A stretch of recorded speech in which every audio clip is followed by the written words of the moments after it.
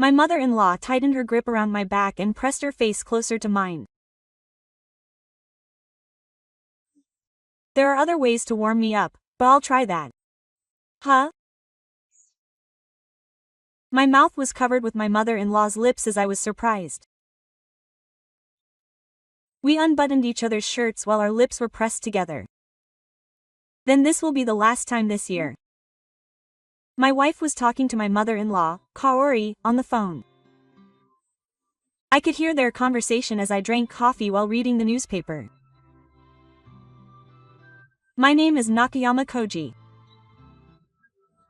I'm 31 years old and work as a publisher. That phone call was with your mother, right? What do you mean this will be the last time this year? I asked my wife after she finished talking. Oh, the construction work could hear it too. My wife sat down on the sofa where I was sitting and started talking. She said she was planning to sell the mountain where her family lived. My wife's family originally ran a forestry and fishing business in the countryside. That's why they owned a three-wheeled vehicle, and apparently my wife often went into the mountains to play when she was a child. She told me this story when my wife and I first started dating. When I visited my wife's family home to introduce ourselves, I thought, this is a good time to come. Let's go pick pine trees together. I still remember well how my father-in-law invited me to go into the mountains for the first time we met and took me out to pick pine trees. My father-in-law, who was such a great friend, passed away 2 years ago, and my mother-in-law inherited the pine tree, but now she seems to have learned firsthand how difficult it is to manage the pine tree. Up until now, my father-in-law and I would go into the mountains together to take care of it, but it was difficult for my mother-in-law to do it all by herself. Cutting off weeds, branches, and weeds is not something that can be done by one person. Especially for a female mother-in-law. Up until now, she had managed to maintain it by bowing down to relatives and acquaintances, but she has finally decided to put it up for sale. Combined with the recent camping boom, she thought that now she would be able to find a buyer for a reasonable price. If it were to be sold and passed on to someone else, she would no longer be able to go out every year to pick mushrooms and pine trees. So this year will be the last. It makes me a little sad to think that I won't be able to go to that mountain anymore. That's right. That's why I won't go pick pine trees when it gets cooler. With this, we decided to go and harvest the last 3-year-olds this fall.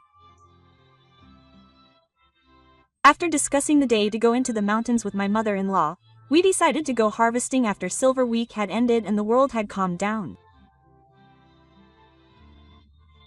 My wife and I carefully prepared our belongings for that day. We even discussed how we should savor the last of the pine trees. The pine trees in the bottle smell so good. We can't miss out on rice with pine trees. We argued about all sorts of things like this. We thought about the pine trees that we hadn't harvested yet and hit the ground running. Then we looked at each other and laughed, thinking about how a raccoon dog who doesn't catch something like this is like a raccoon dog. But a few days before the day we were to go into the mountains, my wife tripped on the stairs and sprained her ankle. Even at a time like this, I'm definitely going to go. My wife said that, but when I looked at her leg to attach the tail, it was much swollen than I had imagined. She couldn't go into the mountains with her leg like this. I told her to rest at home, but she said that since she had sprained her ankle, she and the construction workers would go into the mountains together. I contacted my mother. I'm sure I was blinded by greed and got punished. He said that on the other end of the phone, laughing. My mother-in-law must also be looking forward to going into the mountains because there was one last pine tree. I'll get everything ready on the day and I'll make sure to get it, so look forward to it. That's what I told my wife. Kaho told me to go to sleep and wait. She's looking forward to it. With that, my wife really got into bed. Seeing my wife sulking, I left the house with a sigh, and after meeting up with my mother-in-law at the foot of the mountain, we headed into the mountains. I could tell that my mother-in-law was full of energy from the aura that was radiating from her back. But my mother-in-law seemed to be getting carried away and continued into the mountains at the end of the path. Along the way, we found wild vegetables and mushrooms, then birds, and so on, climbing the mountain to the final location of the pine tree.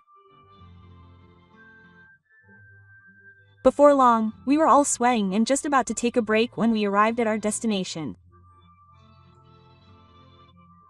Looking around, there was an atmosphere that suggested there might be pine trees hiding there. Neither my mother-in-law nor I could contain our excitement at the sight of the treasure trove. Let's take a short break to calm our nerves. With that, I took out the burner that I had been praising. Shall we do that? My mother-in-law sat down on a rock. It's sad to think that this will be the last year. While we were talking about such things, I boiled water on the burner and prepared to make coffee. While waiting for the water to boil, I ground the coffee beans in a portable mill. I'm glad that my mother-in-law likes the outdoors. I set the ground beans in the filter and poured hot water into it. It's a luxury to be able to drink delicious coffee even in a place like this. As I poured hot water into the filter, people who aren't good at the outdoors wouldn't come to a place like this. They say things like, "Just give me some pine trees." I gave a wry smile as I handed the cup of coffee to my mother-in-law. I used to be a Boy Scout, so I was used to the outdoors. I met my wife through the outdoors too. She had been playing in the mountains since she was little, so she was like a wild child. As I was lost in thought, remembering the time when I first met my wife, I was always able to drink delicious coffee in the mountains, thanks to you, Koji-san. My mother-in-law took a sip from the cup she was holding. I'll make you coffee anytime. Then I guess I'll keep asking you to do that. My mother-in-law's face was somewhat sexy as she said this with a smile. After finishing our coffee, we set off on the main mission, pine tree hunting. It had been a while since we'd done this, so we had a hard time finding any, but after searching for 30 minutes, we quickly regained our senses. Once we found one, we started finding more and more, and it got really busy. This is big. It's definitely the biggest one we've found today. I could hear my mother-in-law's instincts as she found the big pine tree, and I looked up at her. It's certainly big. It's so big that I exclaimed, "Wow!" My mother-in-law stood on the steep slope and desperately reached out to grab the big pine tree. Just a little bit more, just when it looked like she could reach it. Oh, no! My mother-in-law slipped and started sliding down the steep slope, and her large, soft-looking peach slid down toward me, who was just below. I braced my feet and lowered my hips to catch my mother-in-law, and caught her with both hands. "Are you okay, Mom?" I shouted loudly while holding out my hands. "Thank you. I was saved thanks to Koji." As she said this, she turned to me and swung the pine tree she was holding from side to side as if to say, "What do you think?" In that situation, she was able to grab the pine tree on the spur of the moment and slide down the slope without letting it go. That's impressive. I was so impressed by my mother-in-law's guts that I couldn't find the words to describe her. But this was probably the last anniversary I would ever have to say. My mother-in-law carefully placed the pine tree between her hips and tried to stand up, shaking the mud off her butt. Ouch! My mother-in-law cried out. It seemed she had sprained her ankle. My mother-in-law let out a pitiful cry and crouched down on the spot. It seemed to be quite painful and she couldn't stand up. I made fun of my daughter. Did I get punished for it? My mother-in-law said this and smiled awkwardly, exposing her lower body. For now, I'll carry you on my back, so let's go down the mountain today. When I said this to my mother-in-law, she looked frustrated as if she wasn't satisfied. However, when I gently rubbed her ankle as if to check the pain, her expression quickly changed to one of pain. I'm going home now. My mother-in-law shrugged her shoulders and held out both hands to me in resignation, and I grabbed them and put them on my back. But bad luck always comes in pairs. I stood up with my mother-in-law on my back and grabbed my luggage, but suddenly a cold wind started to blow. I looked up at the sky and saw black clouds gathering. To top it all off, it started to rain lightly. It looked like it was going to start raining heavily any minute. This is bad. I said that and called out to my mother-in-law who was behind me.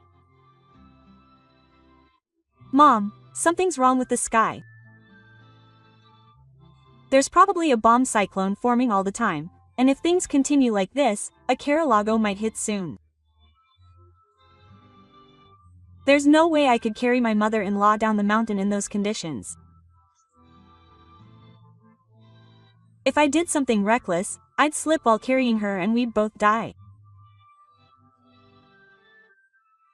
When I told my mother-in-law about this, she calmly replied, "If you go up a little further, you'll find the old hut we used to live in." Saying this, my mother-in-law pointed higher up. "If you go there, you'll be well protected from the wind and rain."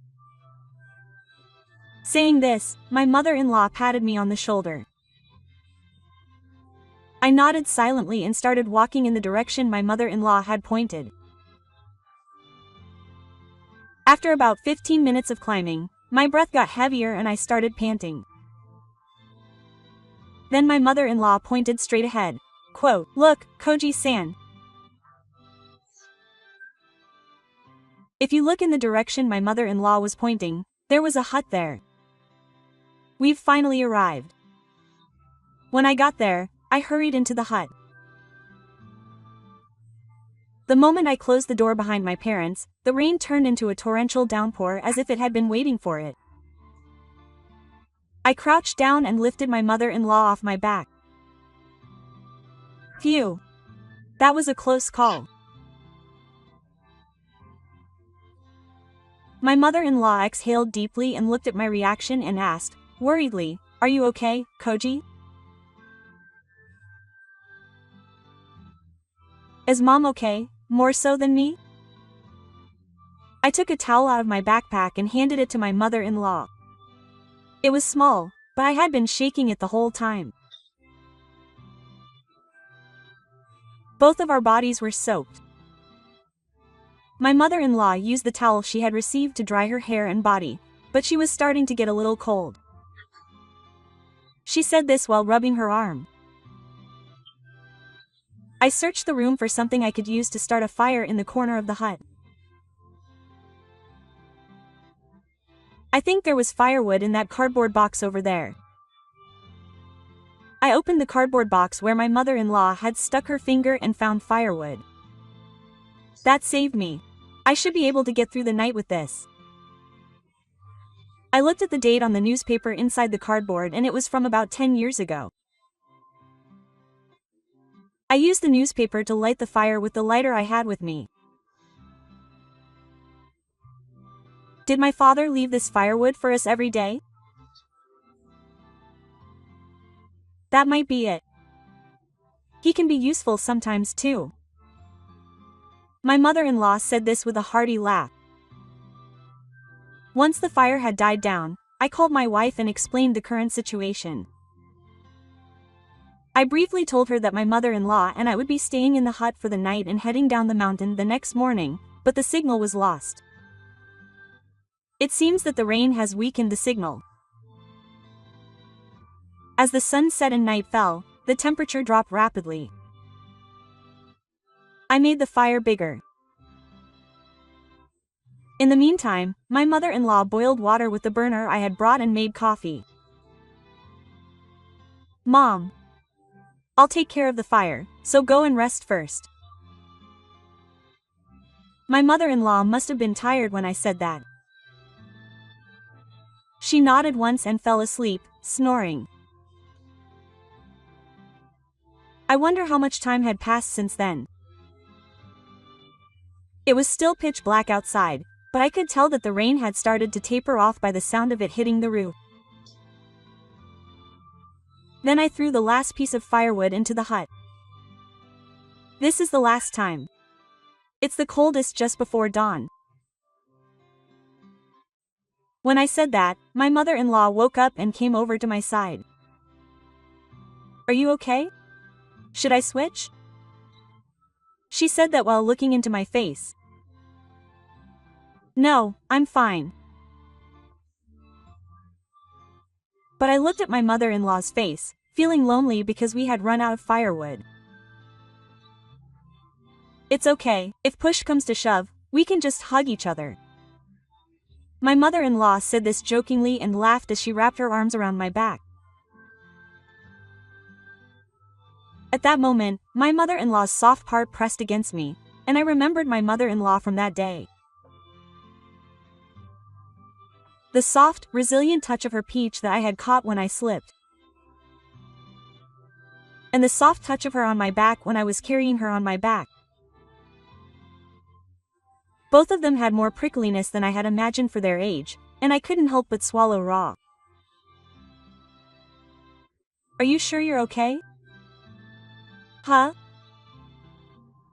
I asked my mother-in-law again as she peered into my face curiously. Are you sure we can hug each other so we don't get cold? Then my mother-in-law tightened the grip on my back and pressed her face closer to mine. There are other ways to warm each other up, but I'll try them. Oh, my surprised mouth was covered by my mother-in-law's lips. With our lips pressed together, we unbuttoned each other's shirts, and warmed each other as we felt the heat of the orange-colored flames all over our bodies.